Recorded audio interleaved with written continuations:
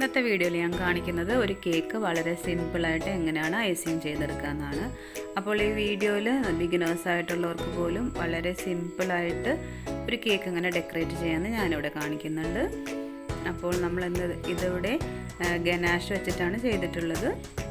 അപ്പോൾ നമുക്കൊരു കേക്ക് എങ്ങനെയാണ് ഐസിങ് ചെയ്തെടുക്കുന്നതെന്ന് നോക്കാം. അതിന് വേണ്ടിയിട്ട് നമ്മളൊരു കേക്ക് ബോർഡ് എടുക്കുക, അതിലേക്ക് കുറച്ച് ക്രീം ആക്കി കൊടുക്കുക. അതിലേക്ക് നമ്മൾ ഫസ്റ്റ് ലെയർ കേക്ക് എടുത്ത് വയ്ക്കുക. അതിനുശേഷം കുറച്ച് ഷുഗർ സിറപ്പ് നന്നായിട്ട് ഒഴിച്ച് കേക്ക് നന്നായിട്ടൊന്ന് വെറ്റാക്കി എടുക്കുക. ശേഷം നമ്മൾ ബീറ്റ് ചെയ്ത് വെച്ചിരിക്കുന്ന ക്രീം എടുത്ത് വയ്ക്കുക. നന്നായിട്ട് എല്ലാ സ്ഥലത്തേക്കൊന്ന് സ്പ്രെഡ് ചെയ്താക്കി കൊടുക്കുക. അകത്തുള്ള ഫില്ലിങ്സിൽ എന്തോരം ക്രീം വയ്ക്കണമെന്ന് നമുക്ക് നമ്മുടെ ഇഷ്ടം പോലെ വയ്ക്കാവുന്നതാണ്. പിന്നീട് ഞാനിവിടെ കുറച്ച് ചോക്ലേറ്റ് ഗ്രേറ്റ് ചെയ്തിട്ട് കൊടുക്കുന്നുണ്ട്. അപ്പം നമ്മുടെ കയ്യിൽ ചോക്ലേറ്റ് വൈറ്റ് ചോക്ലേറ്റ് ആണ് ഉള്ളതെങ്കിൽ വൈറ്റ് ഇടാം. ഞാനിവിടെ ബ്ലാക്ക് ആണ് ഇട്ട് കൊടുത്തിരിക്കുന്നത്. പിന്നീട് ഞാനിതിലേക്ക് കുറച്ച് നട്ട്സ് ക്രഷ് ചെയ്തിട്ട് കൊടുക്കുന്നുണ്ട്. നട്ട്സും എല്ലാം നമ്മുടെ കയ്യിലുള്ളതുപോലെ നമ്മുടെ ഇഷ്ടം പോലെ നമുക്ക് ഇട്ട് കൊടുക്കാവുന്നതാണ്. പിന്നെ ഈ സെയിം പ്രോസസ്സ് തന്നെ റിപ്പീറ്റ് ചെയ്യുക. നെക്സ്റ്റ് ലെയർ വെച്ചു, ഷുഗർ സിറപ്പ് ആഡ് ചെയ്തു, ഐസിങ് വിപ്പിംഗ് ക്രീം വെച്ചിട്ട് നമ്മൾ സ്പ്രെഡ് ചെയ്തു. വീണ്ടും നമ്മൾ ചോക്ലേറ്റ് ഇടുക. പിന്നെ നട്ട്സ് ഓർക്കാൻ ഞാനിവിടെ കാഷ്യൂനട്ടാണ് ഇട്ട് കൊടുത്തത്. അപ്പോൾ നമ്മുടെ കയ്യിൽ ആൽമണ്ട്സോ പിസ്തയോ ഉള്ളതെങ്കിൽ നമുക്ക് അത് ഇട്ട് കൊടുക്കാവുന്നതാണ്. പിന്നീട് നമ്മൾ ലാസ്റ്റ് ലെയർ വെച്ചു. അതിൻ്റെ മുകളിലും നമ്മൾ ഇതുപോലെ ഷുഗർ സിറപ്പ് ഒഴിച്ച് വെറ്റ് ചെയ്തതിന് ശേഷം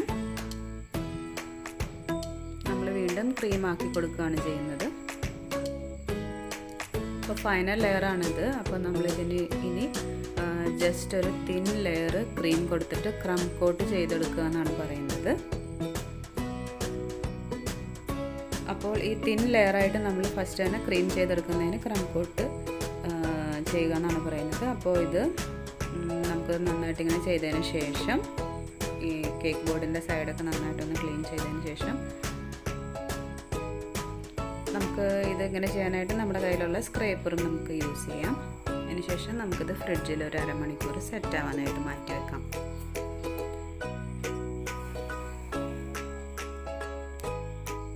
വീണ്ടും നമ്മൾ അടുത്ത ഫ്ലവറൊക്കെ ചെയ്യുമ്പോൾ അതിലേക്ക് ഈ കേക്കിൻ്റെ പൊടികളൊക്കെ വരാതിരിക്കാൻ വേണ്ടിയിട്ടാണ് നമ്മൾ ക്രം കോട്ട് ചെയ്തതിന് ശേഷം ഫ്രിഡ്ജിൽ വെക്കുന്നത്. ഇപ്പോൾ അരമണിക്കൂർ കഴിഞ്ഞിട്ടുണ്ട്. നമ്മളിതിലേക്ക് ഇനി ഫൈനൽ കോട്ട് ചെയ്യാൻ പോവാണ്. ഫൈനൽ കോട്ട് എന്ന് പറയുമ്പോൾ നമ്മൾ ഇത്തിരി കട്ടിയിൽ തന്നെ ക്രീം തേച്ച് കൊടുക്കാൻ പോവാണ്. ഇപ്പോൾ നമ്മൾ ഈ ടൈമിൽ ഫ്ലവറൊക്കെ വെച്ചിട്ടാണ് ചെയ്യാൻ ഉദ്ദേശിക്കുന്നത് എങ്കിൽ, അതായത് നോസിൽ വെച്ചിട്ട് ഫ്ലവറാണ് ചെയ്യുന്നതെങ്കിൽ നമുക്കിതിൻ്റെ മുകളിൽ ഡയറക്റ്റായിട്ട് തന്നെ അത് ചെയ്ത് കൊടുക്കാം.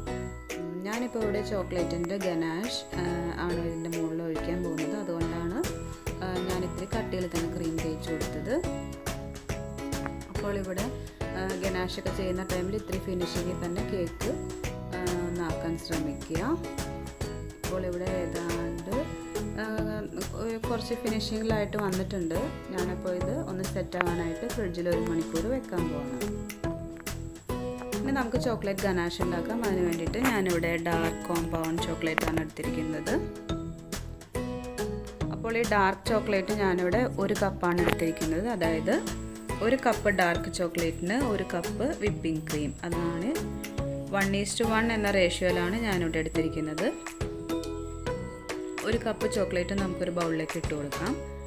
അതിനുശേഷം 1 കപ്പ് വിപ്പിംഗ് ക്രീം നമുക്ക് വേറൊരു സോസ് പാനിലോ വേറെ ഏതെങ്കിലും ഒരു പാത്രത്തിലോ ഒഴിച്ചതിന് ശേഷം നമുക്ക് ചെറുതായിട്ട് ഒരുവിധം നന്നായിട്ട് തന്നെ ചൂടാക്കിയെടുക്കണം.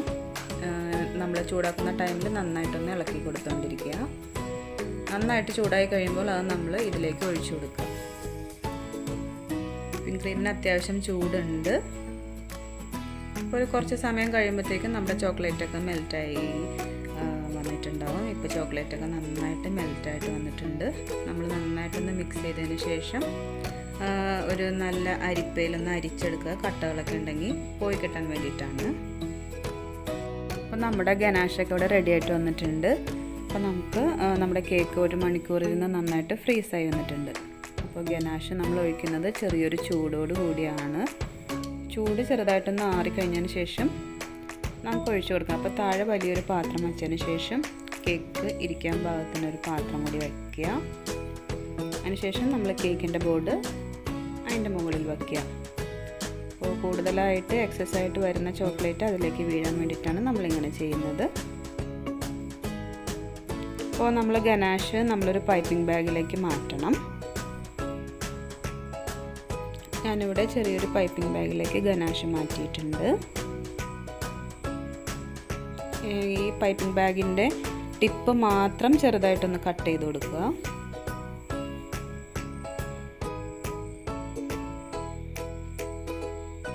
കട്ട് ചെയ്തതിന് ശേഷം നമുക്കിതിൻ്റെ മുകളിലേക്ക് ഒഴിച്ചു കൊടുക്കാവുന്നതാണ്. നമ്മളെല്ലാ സ്ഥലത്തേക്കും കൂടി ഒന്ന് ഒഴിച്ചു കൊടുക്കുക. ഗ്യാപ്പ് വരാത്ത രീതിയിൽ വേണം ഒഴിച്ചു കൊടുക്കാനായിട്ട്. നമ്മൾ സൈഡിൽ കൂടെ ഇങ്ങനെ ഡ്രിപ്പ് ചെയ്ത് വരുന്ന രീതിയിലാണ് ഞാനിപ്പോൾ ഈ കേക്കിന് ഡിസൈൻ കൊടുത്തിട്ടുള്ളത്. അപ്പോൾ ഇതുപോലെ ചെയ്താൽ മതിയാവും.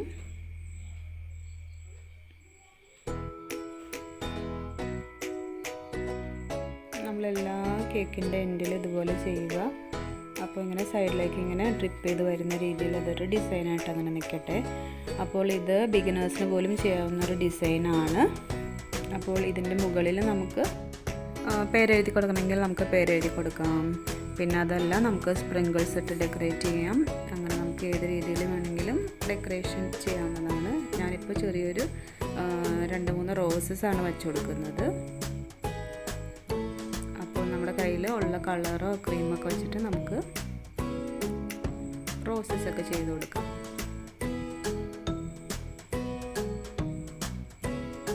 നമ്മൾ റോസസ് വയ്ക്കുമ്പോൾ കുറച്ച് ക്രീം നമ്മുടെ കേക്കിൻ്റെ മുകളിൽ വെച്ചതിന് ശേഷം മാത്രം റോസ് വെച്ച് കൊടുക്കുക. എന്നാലാണ് ആ റോസ് അവിടെ സ്റ്റിക്കി ആയിട്ട് ഇരിക്കത്തുള്ളൂ. അങ്ങനെ നമ്മൾ ഓരോ ക്രീമിനും അതുപോലെ റോസ് വെക്കേണ്ട സ്ഥലത്ത് കുറച്ച് ക്രീം അപ്ലൈ ചെയ്തതിന് ശേഷം മാത്രം റോസ് ഫ്ലവർ അങ്ങോട്ട് വെച്ച് കൊടുക്കുക.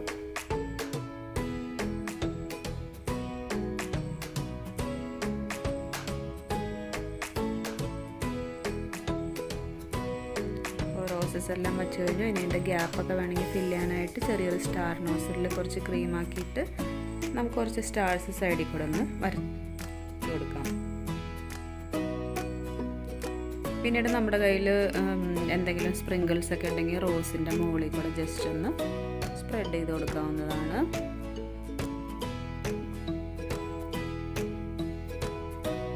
അപ്പോൾ ഈ ബിഗിനേഴ്സിന് വളരെ എളുപ്പത്തിൽ ചെയ്തെടുക്കാൻ പറ്റിയൊരു ഡിസൈനാണിത്. അപ്പോൾ ഈ വീഡിയോ എല്ലാവർക്കും ഇഷ്ടമായിട്ടുണ്ടെന്ന് ഞാൻ വിചാരിക്കുന്നു. അപ്പോൾ ഈ വീഡിയോ ബിഗിനേഴ്സിനും എല്ലാവർക്കും ഉപകാരമായിട്ടുണ്ടെന്നുണ്ടെങ്കിൽ എല്ലാവരും ഒന്ന് ലൈക്ക് ചെയ്യുക.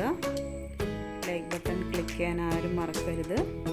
ഇനി എൻ്റെ നെക്സ്റ്റ് വീഡിയോസിന് വേണ്ടിയിട്ട് എല്ലാവരും ചാനലൊന്ന് സബ്സ്ക്രൈബ് ചെയ്യുക.